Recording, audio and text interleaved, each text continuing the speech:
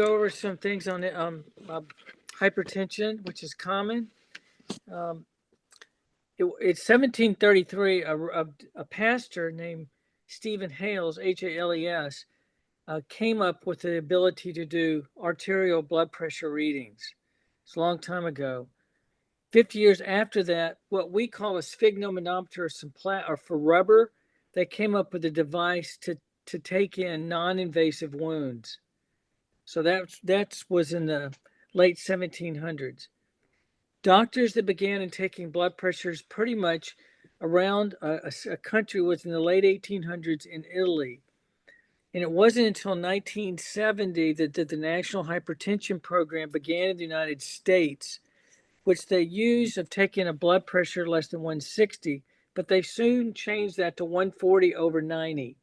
That's where that number comes from, to try to keep the control less than 140 over 90. It began with that. It evolved, but it was in 1970 the National Hypertension Program began. Up until that, there was no coordinated, organized treatment or diagnosing hypertension. Now, we know if you go into any clinic, almost, they take your blood pressure. One, because they're automated. But that's now the standard, and we don't use less than 140 over 90. And we do use 140 over 90 and less. We would say someone that has a blood pressure of 144 over 94 consistently is hypertensive, and that needs to be treated. There was some evidence that came out with 2 studies in the last 10 years about whether to start blood pressure treatment at 120 over 80.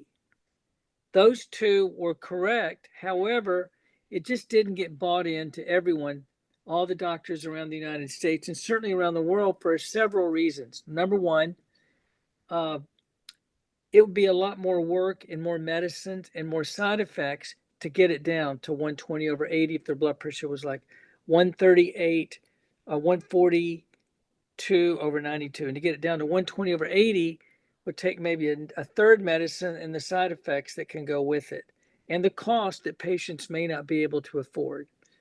Because people may already be on 3 medicines, they're going to add another 4, another 4th one, and therefore drug-drug interactions interact with this. So that is not taken. Now, you have a lot of people out there that want to do that, but you don't have the national group, the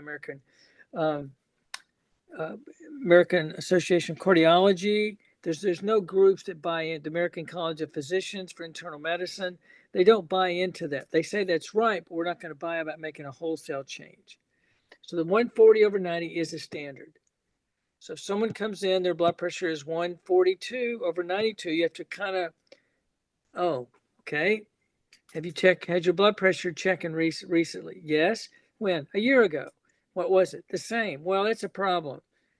Because we do believe as it kind of marshals up, goes higher, especially with that standard, it's hard to blow people off because the big 3 of having hypertension is kidney failure, stroke, MIs.